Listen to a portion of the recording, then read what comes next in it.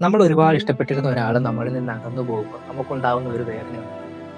ഈ വേദനയെ സത്യത്തിൽ ബ്രെയിൻ ഒരു ഇമോഷനായിട്ടല്ല കാണുന്നത്, പകരം ഒരു ഫിസിക്കൽ ഇഞ്ചറി ആയിട്ടാണ് കാണുന്നത്. അതുകൊണ്ടാണ് നമുക്ക് ആ സമയത്തെല്ലാം ഭയങ്കര അസ്വസ്ഥതകൾ ഉണ്ടാവുന്നത്. നമുക്ക് നെഞ്ചിനൊക്കെ ഭയങ്കര ടൈറ്റ്നെസ് ഫീൽ ചെയ്യുക, അതേപോലെ തന്നെ തൊണ്ടയ്ക്കൊക്കെ ഭയങ്കര വല്ലായ്മ, നമുക്കൊന്നും സംസാരിക്കാൻ പറ്റാത്ത പോലെ ആവുക, അല്ലെങ്കിൽ വിശപ്പില്ലാത്ത പോലെ തോന്നുക, വയറിനൊക്കെ ഭയങ്കര അസ്വസ്ഥതകൾ തോന്നുക. ഇങ്ങനെ പല രീതിയിലുള്ള തോന്നലുകൾ നമുക്ക് തോന്നാറുണ്ട് അല്ലേ?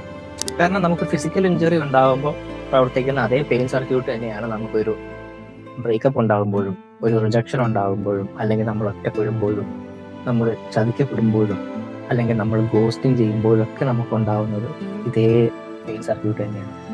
അഡിക്ഷനിൽ വിഡ്രോവൽ സിംറ്റംസ് ഉള്ള പോലെ തന്നെ ലവിലും വിഡ്രോവൽ സിംറ്റംസ് ഉണ്ട്. നമ്മൾ ഒരാളായിട്ട് നല്ല രീതിയിൽ ഇഷ്ടപ്പെട്ടിരിക്കുന്ന ഒരു സമയത്ത് നമ്മുടെ ഉള്ളിൽ ഡോപ്പമിനും സെറോട്ടോണിനും അതേപോലെ ഓക്സിറ്റോസിൻ പോലെയുള്ള ഹോർമോൺസ് എല്ലാം നല്ല രീതിയിൽ പ്രൊഡ്യൂസ് ചെയ്തുകൊണ്ടിരിക്കുന്ന ഒരു സമയമായിരിക്കും. എന്നാൽ പെട്ടെന്ന് ഈ ഒരു വ്യക്തി നമ്മളിൽ നിന്നും മാറുമ്പോഴേക്കും ഇതിൻ്റെ സ്ഥിരമായിട്ട് പ്രൊഡ്യൂസ് ചെയ്യുന്ന ഒരു പാറ്റേണിൽ ഒരു പെട്ടെന്ന് ഒരു കട്ട് സംഭവിക്കും. അപ്പോൾ നമുക്ക് ഇതേ വിഡ്രോവൽ സിംറ്റംസ് ഉണ്ടാകും. അതുകൊണ്ടാണ് നമ്മൾ ആ സമയത്തെല്ലാം പെട്ടെന്ന് അവരുടെ പ്രൊഫൈൽ കയറി ചെക്ക് ചെയ്യുന്നതും, അല്ലെങ്കിൽ പഴയ മെസ്സേജൊക്കെ എടുത്ത് വായിക്കാൻ പോകുന്നതും, അതും അല്ലെങ്കിൽ ആ പാസ്റ്റ് മെമ്മറീസ് എല്ലാം ഇങ്ങനെ ആലോചിച്ചുകൊണ്ടിരിക്കുന്നതും പെട്ടെന്ന് വർഷം വരുന്നതിലേക്ക് കാരണം.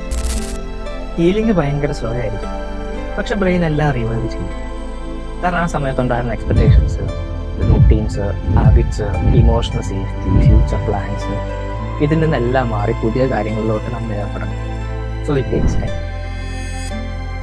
ഈ ഒരു സ്റ്റേജ് ഭയങ്കര ബുദ്ധിമുട്ടായിരിക്കും, ഭയങ്കര സ്ലോ ആയിരിക്കും, കൺഫ്യൂസിങ് ആയിരിക്കും, അൺഡിഫൈൻഡ് ആയിരിക്കും.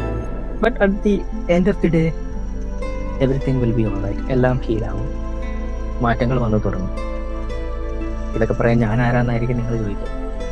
ചിലപ്പോൾ നാളെ ഞാൻ ആരെങ്കിലുമൊക്കെ ആയാലും